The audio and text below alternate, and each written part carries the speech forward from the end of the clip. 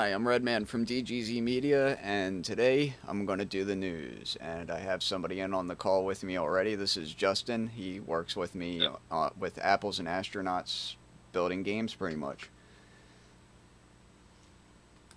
So I got a couple of news stories, and I got some just general DGZ Media stuff to take care of. So first, I guess we're going to get housekeeping out of the way. So we're working on a couple of new game hack videos. Namely, we're going to be doing, I forget what the hell did he tell me the other day he wants to do. Can't remember. Something about, it was definitely a PlayStation 2 hack, if I remember. Or it was something to do with the PSP or something like that. But we have a lot of stuff that, and most of this stuff is actually coming from Zero upstairs. I got a new streaming system, so there's going to be a link to the stream. It's been on for about a week now. There's going to be a link to the stream on YouTube. And I got new hardware and everything for that stream, so I can switch between inputs relatively seamlessly. I got new mixing hardware, which is probably why my voice actually sounds decent now. And what else? We've been playing around with Windows 8, and Windows 8 fucking sucks. It like really sucks. It's bad. It looks like somebody took Windows and put it on a smartphone. Yeah. It's a mess. It really is. Like they should have just stuck with the old system, and it would have been so much easier. Like we're sitting there like, how the fuck do you get to the control panel? What the fuck? You And know? it has apps. It Like, has apps, yeah. why do you have apps on a desktop computer? They're just called, programs, not apps. Well, they're built into the system. Do you know what an app is? An app is like Excel or Microsoft Word. That's an application, right? Yes. And then you have programs that just run in the background. A lot of them you don't even know that they're running. You can hit Control Shift Escape, and you can actually see them gone. But there's a lot of programs on there. They're not apps at all. They're not programs, or they are programs or executables, but they're all housekeeping shit that you're not supposed to see running. Um, and then you have games, which so many people like, and what gets me is like like a smartphone. That's what I think an app is supposed to be, where the name really came from. Not a fucking. You're not going to get a brand new PC, hook everything up, and then suddenly it's like, oh, you want to watch movies? We've got an app for that. No, fuck you. Go back to Windows 8 phone. Windows 8 phone, yeah, it's pretty much what it is. Yeah.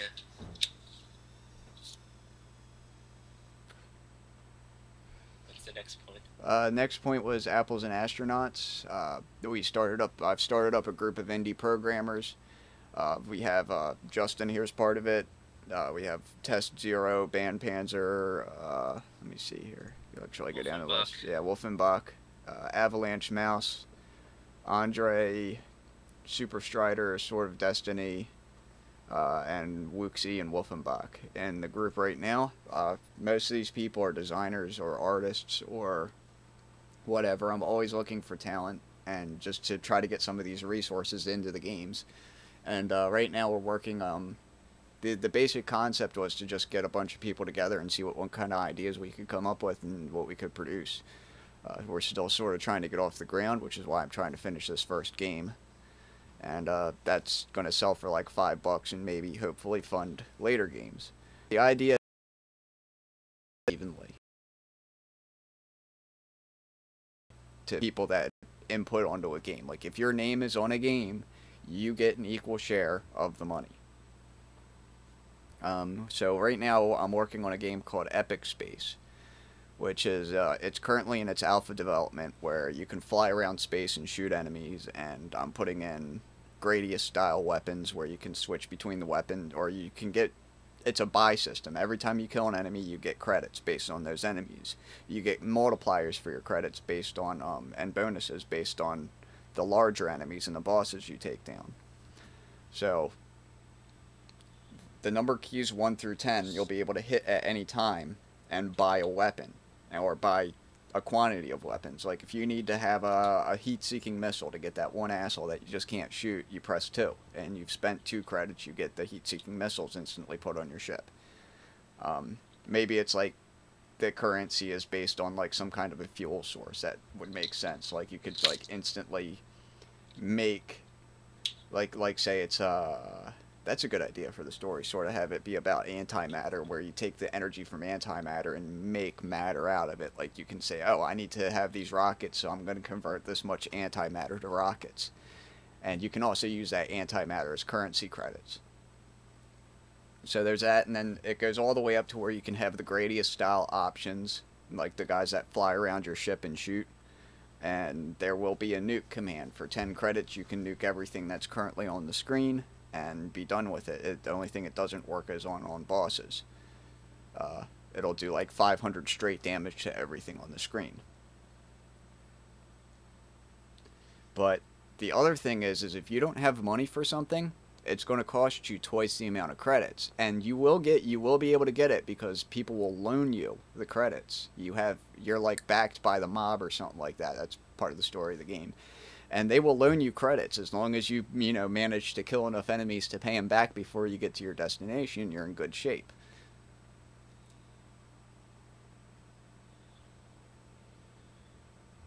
So, like, if you're relying on that bonus multiplier at the end, let's say you go from, like, Mercury to Pluto. You take the longest route in the game. You go Mercury to Pluto.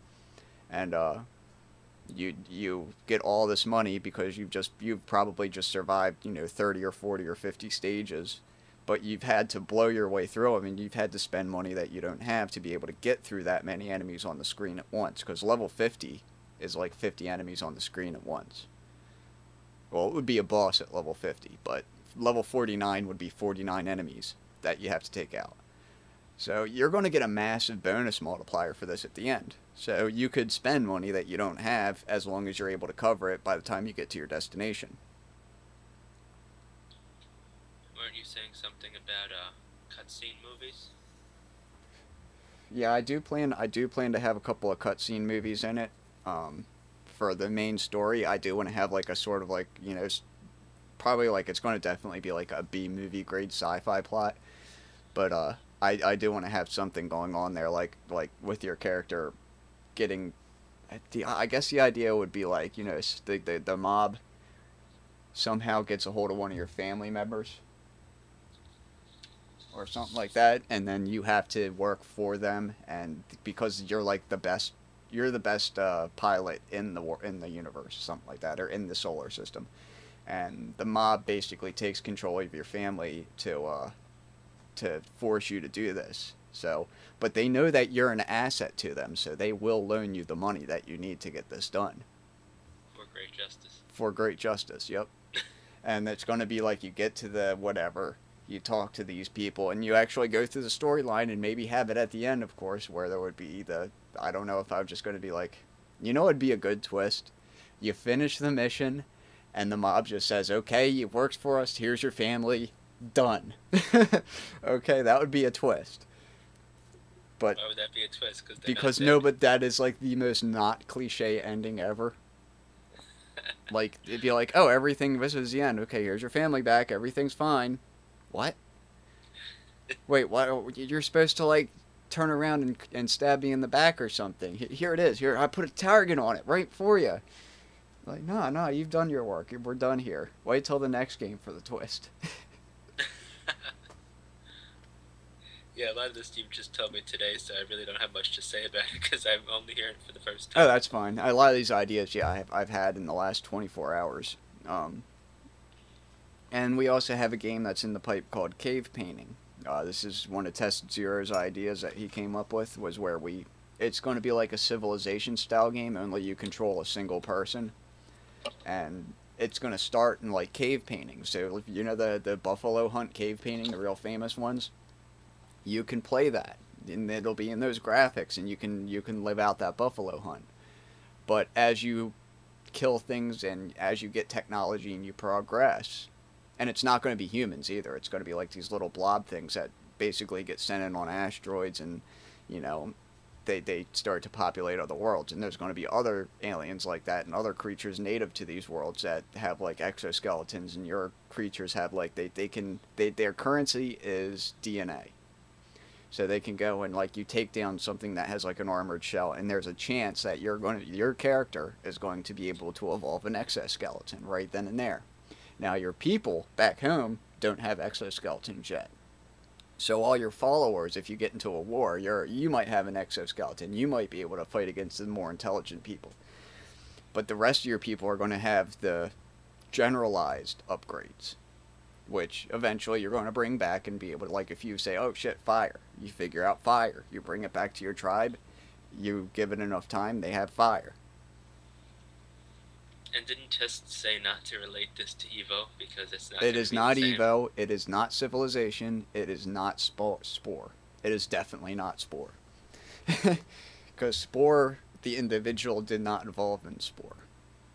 You had to have lay eggs and go to the next generation to evolve. This is like you kill something, there is a percentage chance that you will be able to get its drop and evolve right then and there.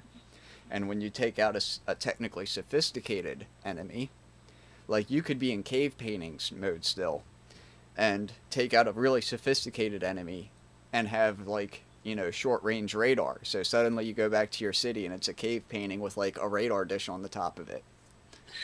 It can happen. Of course, like once you get a certain level of technology, the tech trees are not linear. That's the whole point. The tech trees are completely non-linear. You can get any technology at any time. It's just how other technologies relate to that technology is going to be. Like you could get radar first thing in the game. Like you manage to like some group sends an anthropologist over and you like take him for all of his tech. You've got all this high tech shit and you don't really know how to use it yet because you're still making cave paintings. And then it's going to, once you get to a certain tech level, it's going to move up to where it looks like Egyptian hieroglyphs, and then eventually it's going to move even higher to where like it's going to look like Greek art, and then you're going to see more Renaissance period art forms come in, and so it's going to be like 6, 7, 8 different art forms all the way up to the modern styles, where it would even be like you might even have Japanese anime style thrown in there. So it'll be a lot of work for our artists, and I think that if we get enough money, we will make this game happen. It's a guaranteed thing to have for that game to happen because I want to program that. Yeah, I've never actually fully understood that idea, so like when you just explained it right now I actually got a better understanding of it. Yeah, I'm trying to explain it like, because the people on YouTube have never heard of this yet. This is sort of the first and really big announcement for this indie group. And yeah. This is what I've been doing for the past 6 months since I've really been putting too many videos up there. And with GameHack's been defunct for about a year now because of that. Same thing with Big Boy Toys. The last one we did of those was at least over a year ago, because that was before I moved in here. Anyway, let's move on from that, and some really quick news I'm going to blow through here really quick. AT&T has been ordered to pay $700,000 for overcharging their customers. CNET reports on an agreement between AT&T. The FCC will require the telecom thousand to the government to resolve overcharge complaints.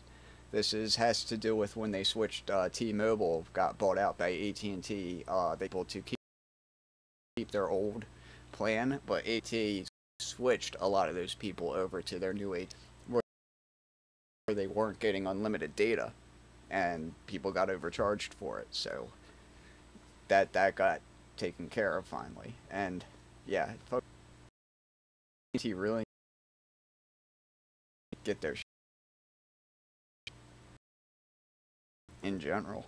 If they're going to be buying up other companies like that and treat people like shit, people are going to go to like Sprint or even Verizon.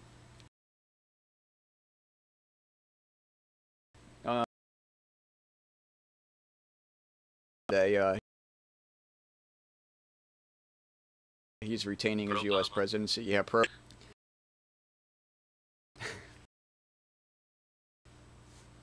You just had to laugh because of that. I had to laugh. No, because I just saw something on here too at the same time. It says, will he go for the three-peat? The what? The third term. No, we can't. Oh. We can't really go for a third term. Who does he think he is? Roosevelt? Shit. Um, Fox News, NBC, even Fox News has called it for Barack Obama. Fox News still hasn't reported in for a lot of states, but according to their stats, Obama still wins. The so-called battleground states, Obama carried Ohio, Iowa, Wisconsin, and New Hampshire, which, along with all of the solidly Democrat-leaning states, was enough to push him beyond 270 required for victory. I mean, he got California, New York. He got Colorado and New Mexico. He got Colorado and New Mexico, yeah.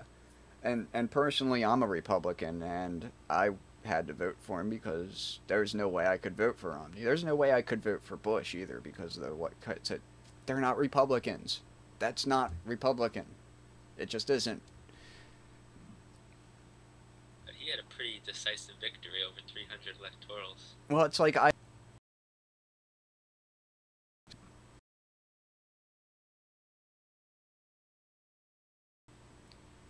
you'll have any political party you pick, you're going to agree with some of the things that they stand for, and you're going to disagree with a whole lot of them. Like with the Republic, like in terms of Republican, I'm a fiscal conservative. I'm not like a right wing, in church every Sunday Republican. I'm an atheist, so I don't even deal with none of that stuff. So like, what happened to the Republican Party drives me insane. Like I'm almost and because I'm pro gun, I'm pro personal rights, a lot of that stuff. I do believe that there should be an amount of surveillance on society at large, like that, like neighborhoods should have cameras in them, but you shouldn't have the camera facing into somebody's house, shit like that. Because that makes sense. We have the technology to do that, and it's in public areas. It's fine. There's nothing you can do about it in public areas. Now, literally spying on everybody's phone calls, data that goes over their computer, shit like that, because it runs on quote-unquote public wires, that's bullshit. And we know it. It's the problem. Well, it's the thing is, I agree with a lot of things the Democrats do. I agree on gay marriage. That should definitely be fine. I agree on, a woman's right to choose. Because and here's this part that people never say, is that if you have women that are going to be able to have children, but they themselves, I mean, there's women out there that they can't take care of themselves, let alone a child. That's what people don't want to talk about. And there's a lot of people like that nowadays. There's a reason that stuff is legal, because otherwise you would be flooding fucking, and look at adoption. It's already flooded. Now, I don't believe with how long, I don't agree with how long they think that abortion should be allowed for. I think if it's after the first trimester, no, it's a little bit too late. So I agree. I don't agree with either side on that. They want to have it into the second trimester. I want to say no. As soon as there's a nervous system, there's no abortion there, because you have something going on there. You have a life form happening. It's not just a parasitic thing anymore. It's not just a group of cells. It has a nervous system. There is a heart beating there. So I don't agree with either side on that. And I figure if both people are unhappy, that's a successful negotiation. I just wanted to mention that when we were talking, I was looking at HuffingtonPost.com, and Florida just got 100% reporting, and it looks like Obama won by just about 150,000 votes. Yeah. Oh, yeah. I saw that too. Like, he won, he just edged out, but for Florida, which always votes Republican, that's pretty amazing. Yeah. But look how many percent that are like in the middle of the state, or what I thought was funny, even in Texas, close to Georgia, they're still blue. Yeah, even in Texas, he was winning by over like almost 10%. And a lot of states, he's winning by like that you would never ever expect. He's winning by like 10, 15, 20%, and that's like, what? Yeah, just to the north, Georgia has like a 12%, now about 9% lead, and Florida has the counties right next to there. Some of them are blue right next to Georgia, and it's like, wow, that's totally different. I just want to know how the hell the shit that was on the table this election. How were they the major things? How did it end up being like gay marriage and whatever it was?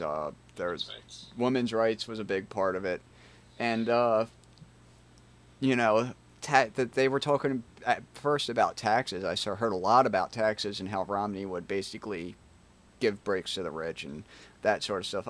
All that shit aside, I think everybody should be taxed more, but all that aside,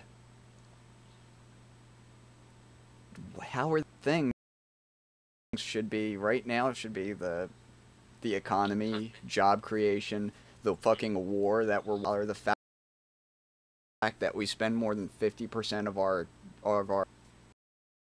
GDP on war.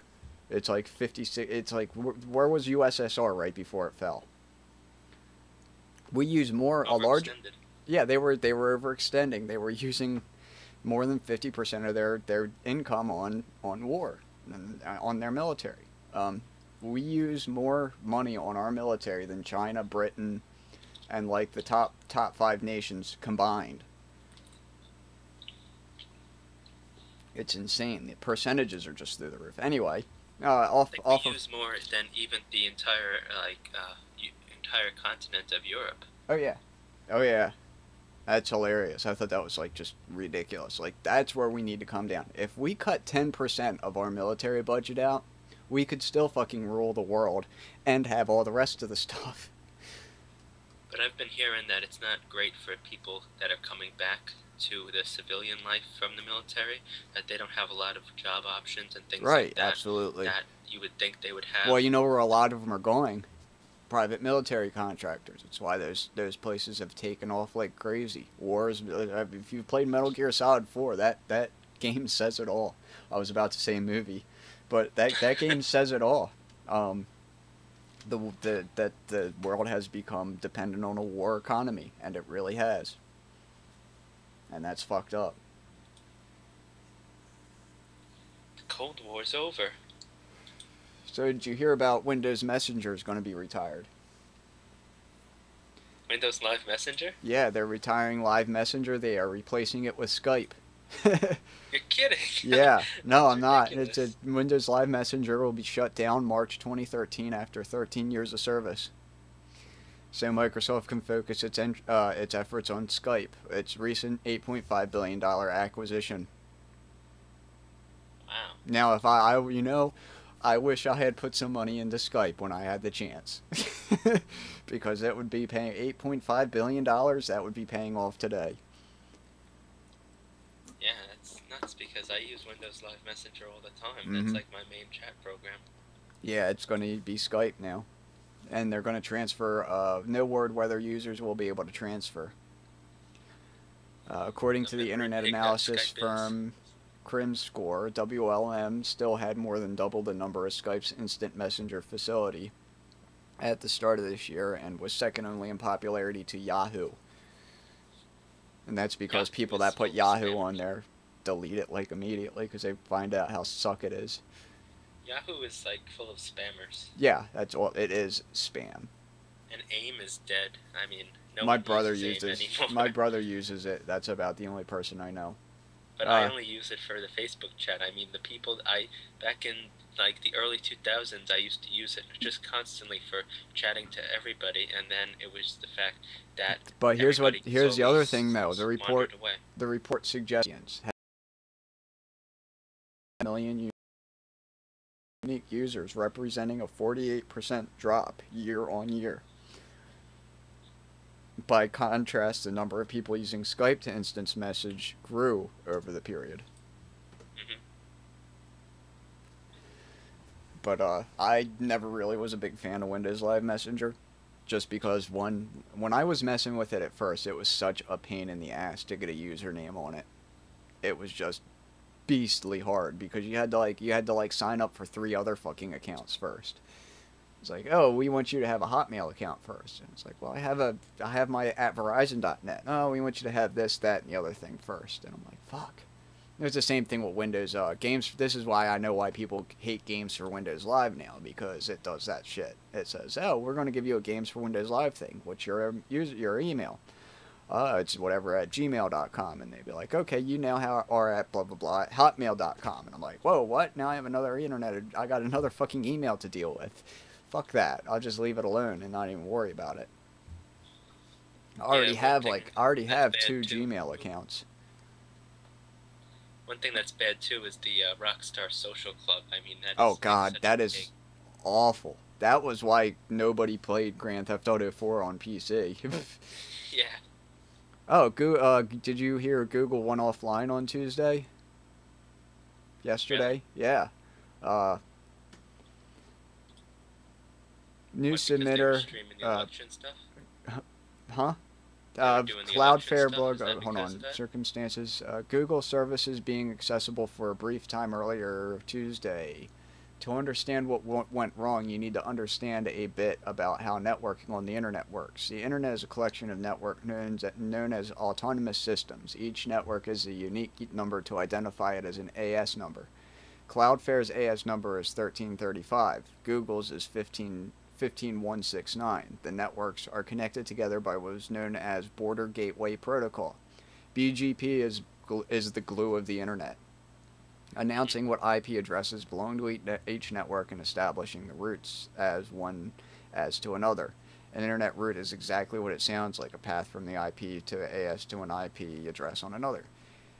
Unfortunately, if a network status starts to send out an announcement of a particular IP address or network behind it, when in fact it is not, if that network is trusted by its upstreams and peers, then packets can end up misrouted. That is what was happening here. I looked at the BGP routes for the Google IP address. The route traversed Moratel 23947, an Indonesian IP. Given that I'm looking at the routing from California and Google is operating data centers not far from our office, packets should never be routed by Indonesia. That Indonesia packet. It's like, who tripped on the cable? Fuck. NVIDIA doubled its Linux driver performance, and the new Steam beta released for Linux. NVIDIA has announced a huge increase in gaming performance for their GeForce R310 drivers. I'm using the beta 310 for Windows right now, which is actually really nice. Almost a year of development alongside Valve and other game developer partners, NVIDIA announces that they basically doubled driver performance. This is gone from the 304.51 driver performance of 142.7 FPS to 310.14 on Left 4 Dead 2 in Linux. And this is they were using it on an i7 with 8 gigs of memory and a GTX 680. And Ubuntu 32-bit 12.04. So that's actually incredibly good, which means that Linux finally is getting gaming support. Now, the problem is like, am I going to be able to go to Linux? I'll be able to get Left 4 Dead, I'll be able to get Counter-Strike, but will I be able to get Dark Souls? No, I don't think so, because that runs through DirectX. And I keep hearing sirens going all around. What, at your house? Yeah. And that's it. That's about it. That's about all I have for the news. I don't know. What do you think about Linux?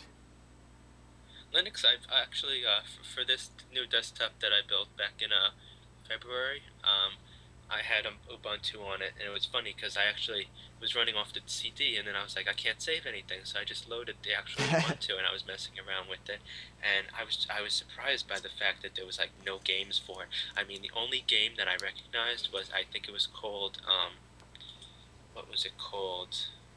What, were you going through Synaptic? I was going through the Ubuntu game thing. Oh, it's what it, yeah. Yeah, that's of Westnoth. I had to type it out to, oh wow, my power just flickered. Ah, shit. Can you still hear me? Yeah, I can still hear you. Okay.